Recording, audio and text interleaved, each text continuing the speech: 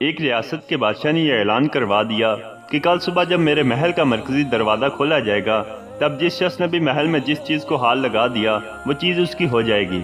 اس اعلان کو سن کر سب لوگ آپس میں بات چیت کرنے لگے کہ میں تو سب قیمتی چیزوں کو ہاتھ لگاؤں گا۔ کچھ لوگ کہنے لگے کہ میں تو سونے کو ہاتھ لگاؤں گا، کچھ لوگ چاندی کو، تو کچھ لوگ قیمتی زیورات کو، کچھ لوگ گھوڑوں کو، تو کچھ لوگ ہاتھی کو، کچھ لوگ دودھ دینے والی گائے کو ہاتھ لگانے کی بات کر رہے تھے۔ جب صبح محل کا مرکزی دروازہ کھلا اور سب لوگ اپنی اپنی من پسند چیزوں کے لیے دوڑے، سب کو اس بات کی جلدی تھی کہ پہلے میں اپنی من پسند چیز کو ہاتھ لگا دوں تاکہ وہ چیز ہمیشہ کے لیے میری ہو جائے۔ بادشاہ اپنی جگہ پر بیٹھا سب کو دیکھ رہا تھا اور اپنے آس پاس ہو رہی باغ دوڑ کو دیکھ کر مسکرا رہا تھا۔ اسی وقت اس بھیڑ میں سے ایک شخص بادشاہ کی طرف بڑھنے لگا اور آہستہ آہستہ چلتا ہوا بادشاہ کے پاس پہنچ کر اس نے بادشاہ کو چھو لیا۔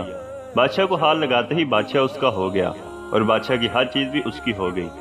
جس طرح بادشاہ نے ان لوگوں کو موقع دیا اور ان لوگوں نے غلطیاں کی، ٹھیک اسی طرح ساری دنیا کا مالک بھی ہم سب کو ہر روز موقع دیتا ہے، لیکن افسوس ہم عقل کے اندھے لوگ بھی ہر روز غلطیاں کرتے ہیں۔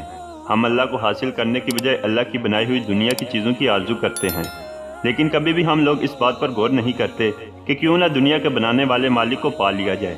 اگر مالک ہمارا ہو گیا تو اس کی بنائی ہوئی ہر چیز بھی ہماری ہو جائے گی۔ جزاک اللہ۔